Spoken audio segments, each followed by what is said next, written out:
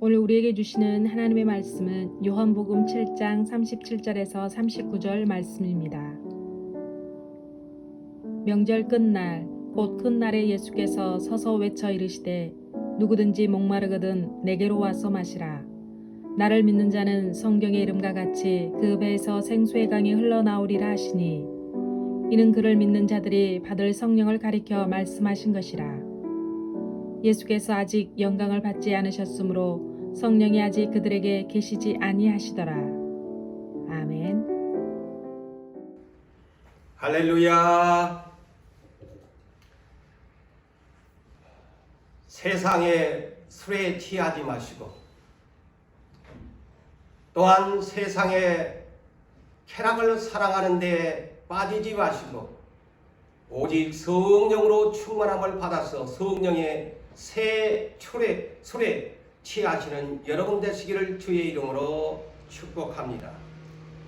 제가 이미 여러분들에게 말씀을 전한 바 있습니다만 아모스 선지자가 우리 하나님 앞에서 말씀을 전하였습니다.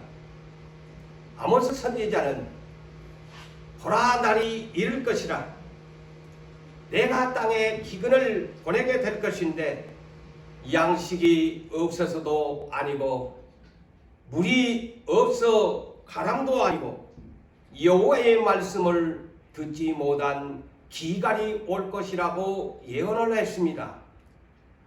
또한 사도 바울도 예언하기를 때가 이르르니 사람이 파는 교훈을 받지 아니하고 자기의 서욕을 따르는 스승을 많이 두게 되어지고 또 그 길을 진리에서 돌이켜서 허탄한 이야기를 따를 것을 이와 같이 예언을 했습니다. 그렇습니다. 지금 우리는 말세 지말 시대에 살아가고 있습니다. 영적 기근의 시대에 살고 있습니다. 그래서 제가 지난 주에도 영적 기근의 때가 이루고 있다라는 말씀을 전한 바 있습니다. 지금 오늘날 성경도 많습니다. 설교도 많습니다. 그리고 수많은 책자에 복음을 전하는 서적들도 많습니다. 그런데 정작 우리의 마음밭은 건강하십니까? 여러분의 마음밭이 정말 성령의 생수의 강이 흘러 넘치는 은혜의 강물이 흐르고 있습니까? 왜 길가밭이 되십니까? 왜 돌밭이 되십니까? 왜 여러분의 마음밭이 결실할 수 없는 가시떨기 밭이 되십니까? 그것은 성령의 생수의 강이 여러분의 영혼에 여러분의 마음밭에 흐르고 있지 아니하기 때문에 결실을 할 수 없는 영적 기근 흉년을 맞이한다고 깨달으셔야 합니다. 왜 여러분의 인생의 길에 영적 기간을 당하고 있습니까? 세상에 물이 없습니까? 정수기가 없습니까? 돈만 주면은 생수가 넘치는 시대에 살아가는데 왜 정작 여러분들의 영혼은 목마르고 기갈 상태에 빠져 있는가를 생각해 보시기를 바랍니다.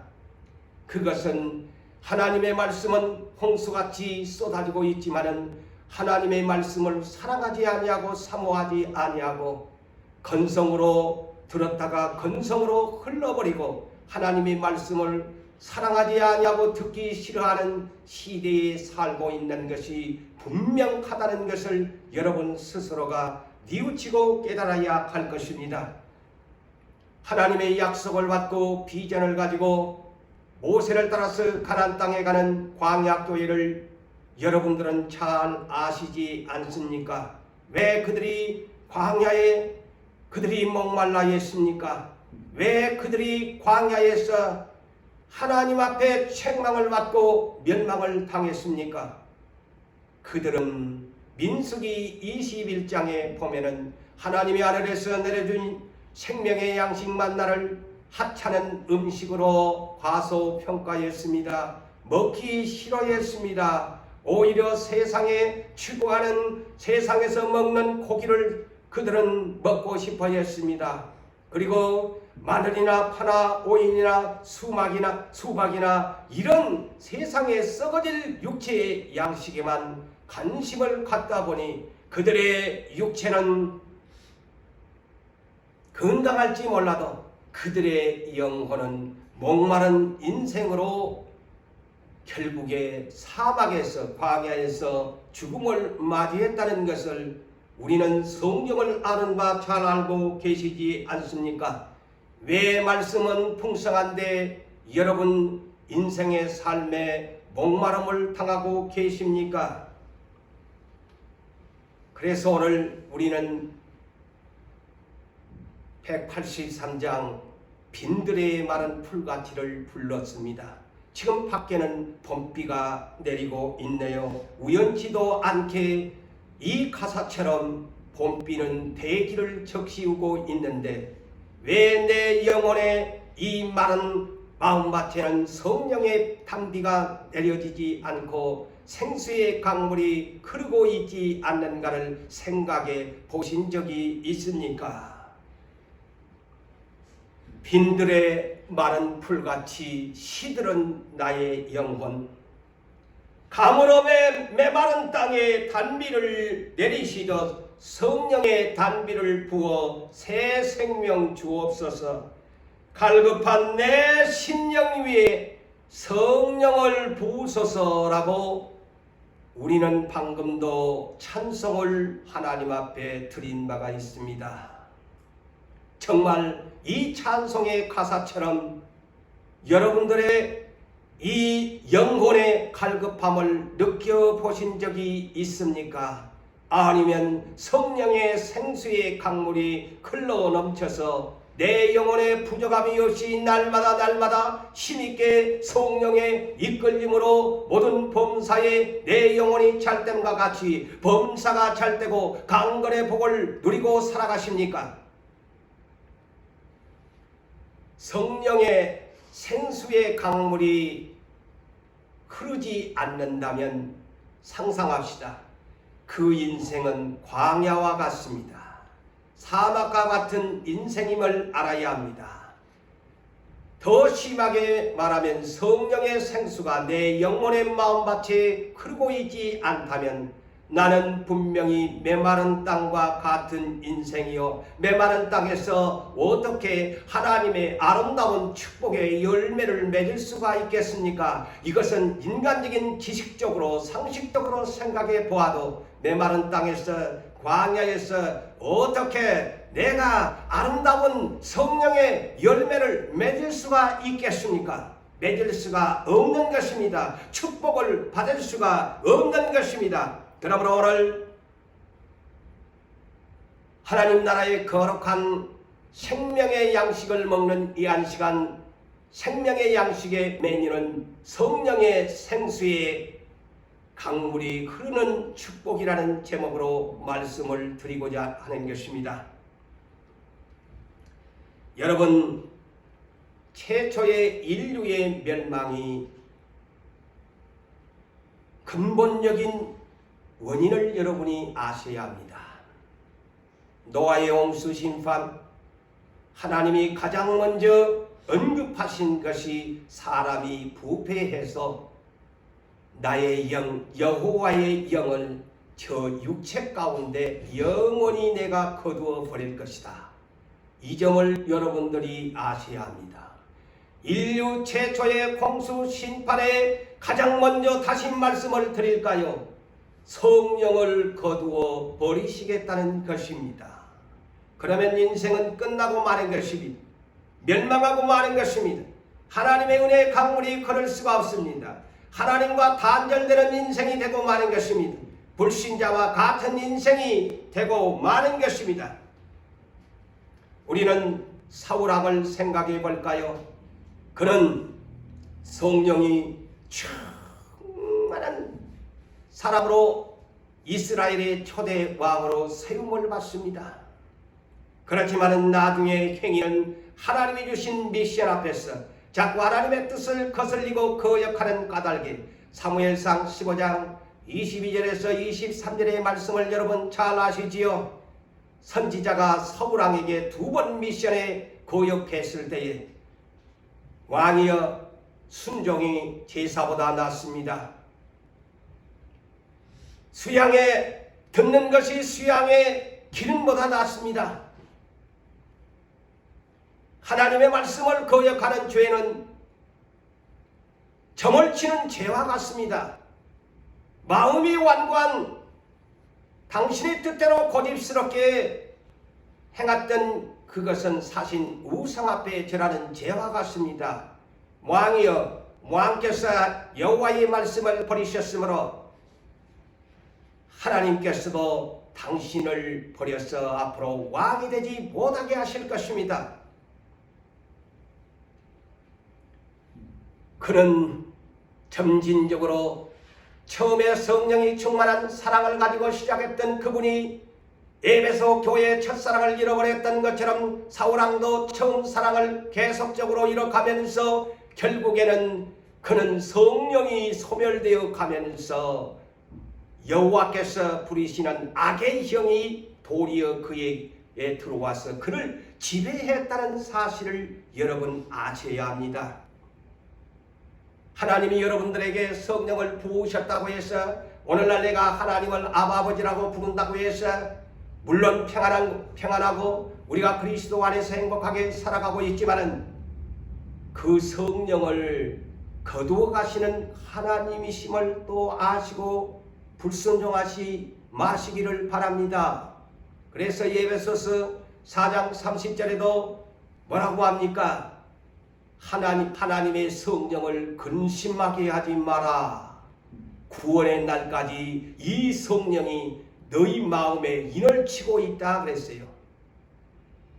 최초의 인류의 홍수의 심판 때도 하나님이 마음에 근심을 하셨다고 했어요. 사람 지으심을 보고 한탄하셨다고 했어요. 신약시대 역시도 그 말씀을 다시 언급하지 않아요. 성령을 근심하게 하지 말라. 그러면은 성령을 거두어 가신다는 말씀과 같습니다. 여러분, 그 유명한 성군 다윗이 어느 날 밧세바를 취하고 선지자 나단을 통해서 책망을 받고 회개합니다. 그럴 때 그가 여호와 앞에 엎드리면서 많은 죄를 회개하는데 그 중에 대표적으로 기도하는 내용을 아십니까?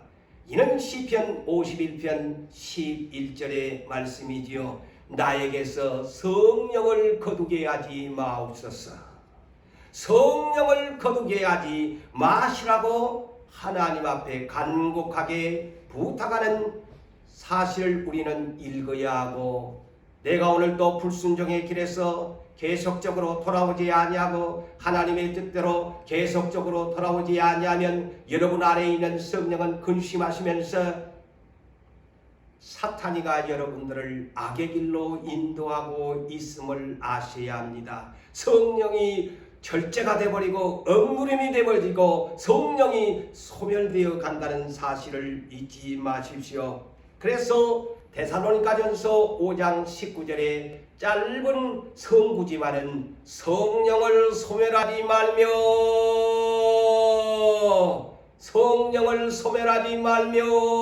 라고 이 짤막한 구절을 평생에 잊지 마셔야 됩니다. 성령이 나에게 부음을 받았으니 구원의 날까지 나에게 성령이 항상 있을 것으로 착각하지 마세요. 우리 그리스도인들은 궁극적 소망이 뭡니까? 부활입니다. 영생입니다. 곧 부활의 첫 열매가 되시는 우리 주 예수 그리스도를 믿음으로 영생에 이르는 저 천국이 우리의 소망이 됩니다. 그렇다면 우리는 예수 그리스도를 믿고 있습니다. 예수 그리스도는 하나님의 맏아들이고 우리는 그에게 붙어있는 다 하나님의 상속자들입니다. 그러므로 우리는 누구를 본받아야 되느냐? 우리는 누구를 롤 모델로 삼아야 되느냐? 하나님의 맏아들 십자가에 우리 형제들을 다 구속해 주시는 그분을 롤 모델로 삼아야 합니다. 우리 주 예수 그리스도는 이 땅에 오셨습니다. 우리와 똑같은 33년의 인생을 사셨어요. 그런데 그분은 육체를 가진 분으로 세상에 오셔서 성령으로 잉태를 하셨습니다. 그리고 말씀이 육신이 되어, 말씀은 뭡니까? 곧 하나님의 말씀이시요 하나님이시고 하나님이 함께 하시고 곧 말씀은 하나님이시라고 하는 말씀이 육신이 되어 가지고 성령이 잉태로 되신 분이 마리아의 몸을 빌려서 이 세상에 오셔가지고 자 그분의 하는 것을 우리가 본받아야 됩니다. 누가복음 3장 21절 이하의 말씀을 보니까 자 많은 백성이 예수 그리스도의 초림의 길잡이로서 회개를 촉구합니다. 천국이 가까웠느니라 회개하라 너희를 씻게 하는 물로 세례를 받아라 해서 요단강가에 수많은 백성들이 모여서 물 세례를 받는 가운데 어느 날 예수님도 그 자리에 참여하셔서 세례 요한을 통해서 물 세례를 받습니다. 그리고 물 세례를 받으신 예수님은 하늘을 향하여 기도하십니다. 기도하실 때에 하늘이 열리면서 성령이 비둘기같이 예수님에게 성령의 세례를 부어주십니다. 이때 하늘에서 하나님의 음성이 들립니다. 이는 내 사랑하는 아들이요 내 기뻐하는 자니라. 비로소 성령을 받아야만이 성령 세례가 충만하게 임하여야만이 하나님의 아들이 된다는 표징을 보여주고 있는 것이 이 장면입니다.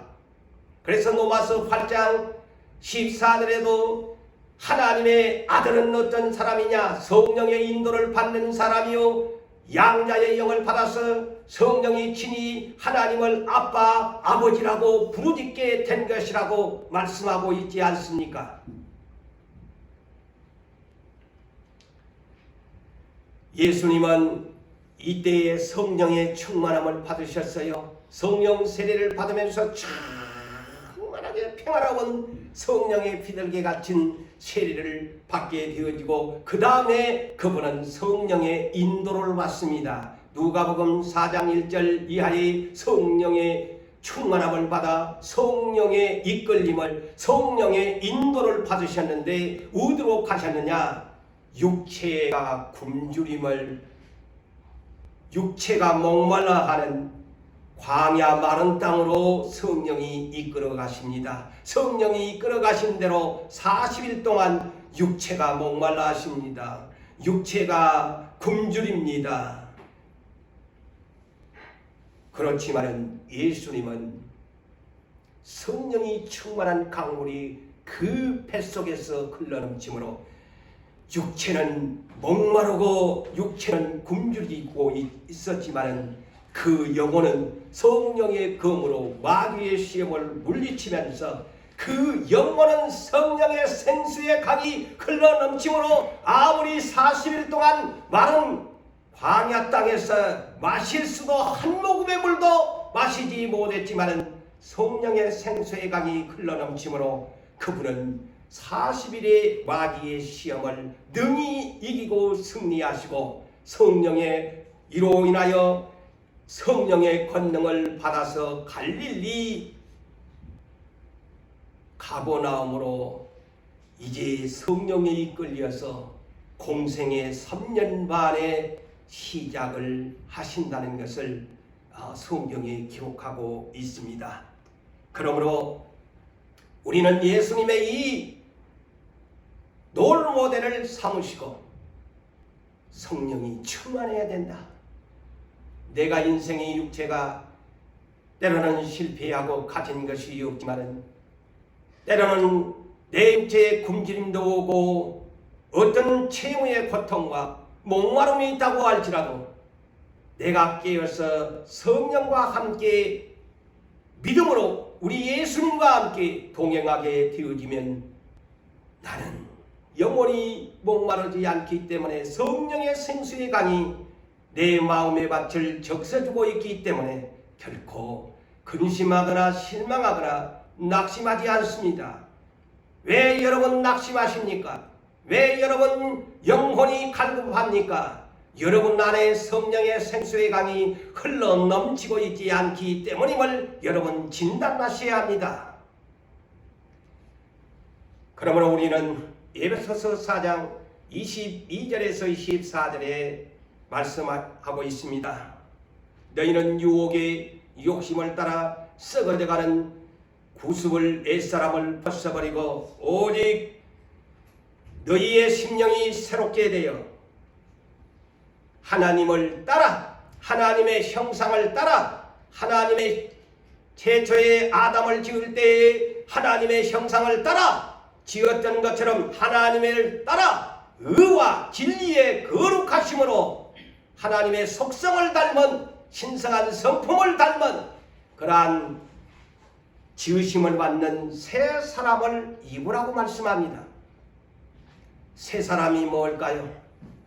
새 사람은 어떻게 되는 것입니까? 어떻게 내가 옛사람이 변하여 죄인이 죽고 새 사람이 될 수 있을까요? 주님은 어느 날 이스라엘의 지도자여 유대교의 랍비요 유대의 유명한 공의의 한 사람인 니고데모에게 이렇게 권면하고 있습니다. 네가 하나님의 나라를 들어가고 싶으나 하나님을 보기를 원하는가? 물과 성령으로 거듭나지 아니하면은 하나님을 볼 수도 없고 들어갈 수가 없느니라. 그러자 이스라엘의 지도자요 유대교의 랍비인 그였지만은 너무나 상식에 어긋난 질문을 합니다. 내가 모태로 어떻게 다시 들어갈 수 있사옵나이까? 그러자 주님은 너는 이스라엘의 선생이 되면서도 그것을 깨닫지 못하느냐? 오늘날 물과 성령이 거듭난다는 말을 이해하지 못한 사람이 이 지상에는 많습니다. 오늘날 지금도 이 말씀을 듣고 계시는 여러분, 물과 성령으로 거듭난다는 말을 이해하지 못한 분들이 계십니까? 물과 성령으로 거듭난다. 곧 예수 그리스도 안에 예수님의 보혈의 십자가와 예수 그리스도는 물이 되시고 피가 되십니다. 보혈과 성령이 내 안에 임재할 때만이 내가 거듭난 사람이 된다는 말입니다. 여러분, 생수의 근원은 누구일까요? 생수의 근원이 누구일까요? 예수 그리스도십니다. 그래서 그분은 물이십니다. 에레미야 2장 13절에 생수의 근원은 초림의 예수 그리스도를 말하고 있습니다. 생수의 근원은 예수 그리스도다. 너희가 생수의 근원을 파고 그분에게 그 물을 마셔야 된다. 아무리 세상에서 많은 물이 철철철 넘쳐 흘러도 그것은 생수의 근원이 아니다. 진정한 인생의 생수의 근원은 예수 그리스도다. 그렇다면 제가 생수의 근원이신 예수 그리스도를 성경에서 찾아 밝혀드립니다. 창세기 2장 6절에서 10절에 있는 말씀을 봅시다. 하나님께서 에덴 동산을 창설하시고 동산 중앙에 생명나무는 예수 그리스도를 상징합니다. 그리고 선악을 알게 하는 나무와 그 다음에 강이 그랬어요. 강이 에덴에서 흘러나와 이 강은 성령을 상징하는 말씀입니다. 최초의 에덴 동산 강이 에덴에서 흘러나와 동산을 적시고 거기로부터 갈라져 내 강물의 근원이 되었다. 그런데 여러분, 더 신비하게 감춰진 비밀이 성경 창세기 시작하는 1장 1절에 감춰져 있는 성령의 생수의 비밀을 여러분이 아셔야 됩니다. 성경의 시작 창세기 1장 1절, 무슨 말일까요? 태초에 하나님이 천지를 창조하시니라. 땅이 혼돈하고 어지러웠다. 그리고 공허에 아무것도 없었다. 텅 빈 공간의 상태였다. 그리고 흑암이, 빛이 없는 흑암이 깊음 위에 있었는데, 이 창세기 1장 1절에 숨겨져 있는 비밀이 뭐냐? 하나님의 영은, 성령은 수면 위에 운행하시니라. 보십시오. 그때의 성령의 생수의 강물은 그때도 흐르고 계셨다는 겁니다. 자, 이 비밀을 여러분에게 가르쳐 주잖아요. 삼위 하나님 가운데 하나님의 영 성령은 수면 위에 생수의 강물이 되어 흐르고 있었다. 그래서 요한일서 5장 6절에 예수님이 요한복음 3장 3절에서 5절에 물과 성령으로 거듭난다, 이것을 풀려면 요한일서 5장 6절에 뭐라고 했느냐? 예수 그리스도는 물과 피로 임하신 자다 하면서, 이 예수를 증언하는 영은 성령이시다. 성령은 진리의 영이시다.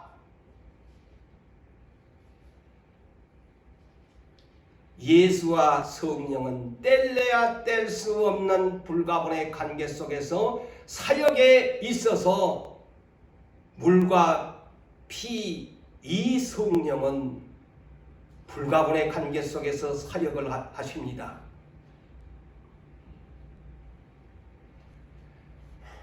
어느 날 베드로 사도가 오순절 성령의 충만함을 입고서 사도행전 2장 33절에서 이와 같이 설교 가운데 한 대목입니다. 하나님이 예수 그리스도를 오른손으로 높이심에 부활하신 예수 그리스도를 하나님 우편에 앉아 계시게 하는 그 영광을 차지하게 하시면서 그가 약속하신 성령을 아버지께 받아서 너희가 보고 듣는 이것을 너희에게, 이 초대교회의 성령이 충만한 이 감명을 예수가 아버지께 받아서 성령을 부으시는 장면들이다.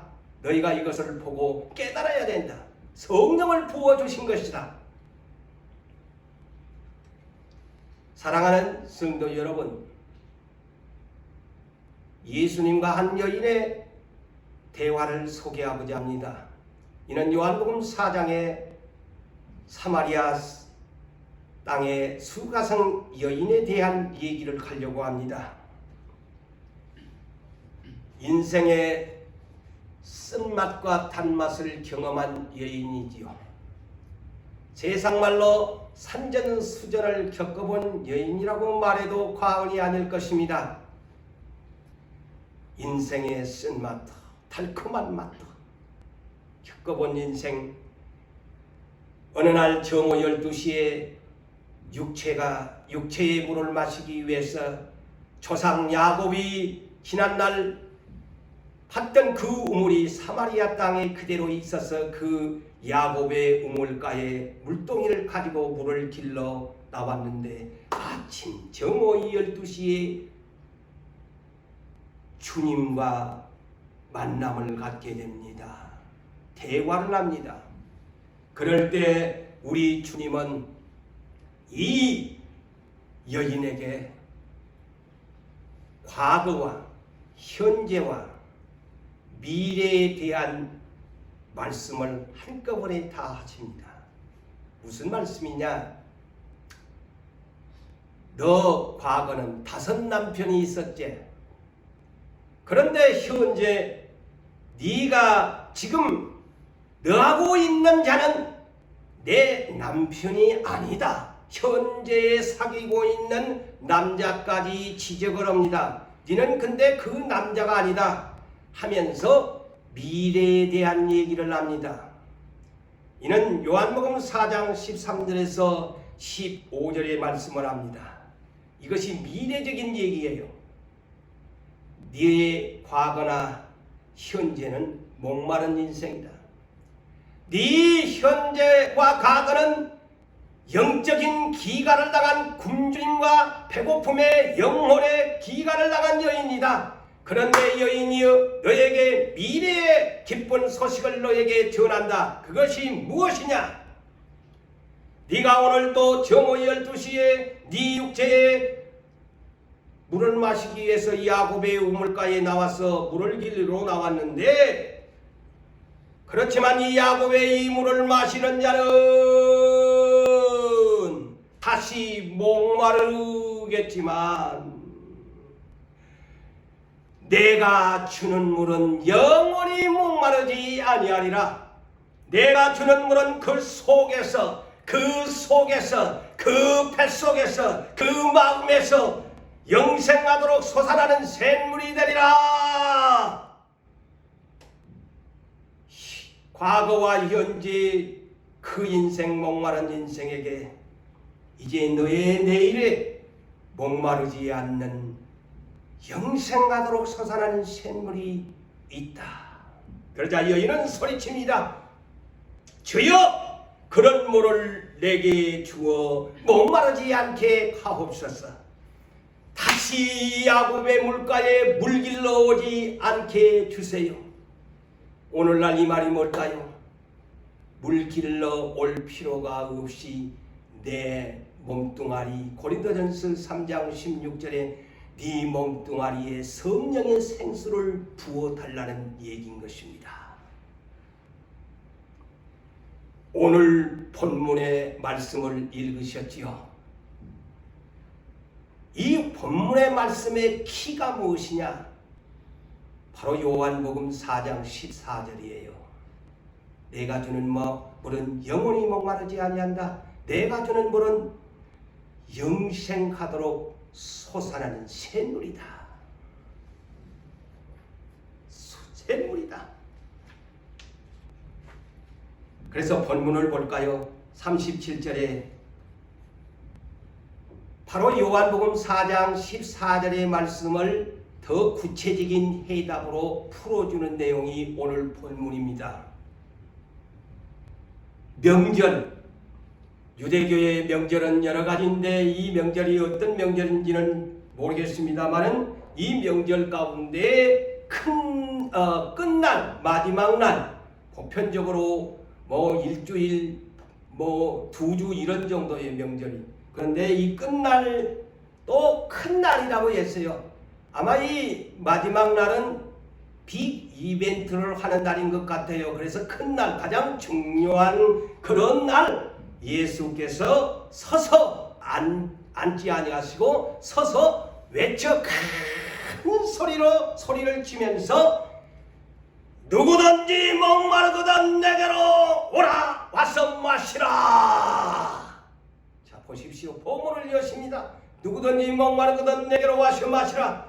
나를 믿는 자는 성령의 이름과 같이 그 배에서 생수의 강이 흘러나리라, 나오리라. 그 배에서, 왜 해필이면 그 배에서, 우리는 이 뱃속에 창자밖에 없는데 해석하기가 난해합니다. 영어 번역은 그의 배에서, his heart, 그의 마음에서. 여러분, 성령이 어디에 계세요? 뱃속에 계신다고요? 물론 이 배 안에 모는 것이 있겠지만 우리의 마음 안에 계셔요. 그래서 우리나라 번역은 그의 배에서, 그의 마음에서 이랬으면 더 좋을 텐데, 영어 번역은 his heart, 그의 마음에서. 그래서 잠언서 4장 23절에도 무릇 지킬 만한 것보다도 내 마음을 지키라. 왜? 생명의 근원이 이에서 남이니라. 그래서 마음의 밭, 이 네 가지의 길가만 마음 다 마음의 밭이에요. 마음의 밭이에요. 그러면서 이는 그를 예수를 믿는 자들이 받을 성령을 가리켜 말씀하신 것이라. 예수께서 아직 영광을 받지 아니하였으므로, 아직 영광을 받은 십자가를 지시고 부활하신 영광을 아직 받지 아니하셨으므로 성령이 아직 그들에게 계시지 아니하시리라 라는 본문의 말씀을 우리가 읽었고 방금도 제가 소개를 했습니다. 그렇다면 목사님, 그 배에서 생수의 강 성령이 계신다고 내 목사님 마음대로 뭐 그 배가 마음이라고 하세요? 내가 영어 번역은 먼저 his heart라고 했잖아요. 그의 마음에. 근데 고린도후서 1장 22절에 정확하게 있습니다. 뭐라고 했느냐? 그가 또한, 하나님이 또한 우리에게 도장을 찍고 보증으로 우리 마음에 성령을 주셨느니라.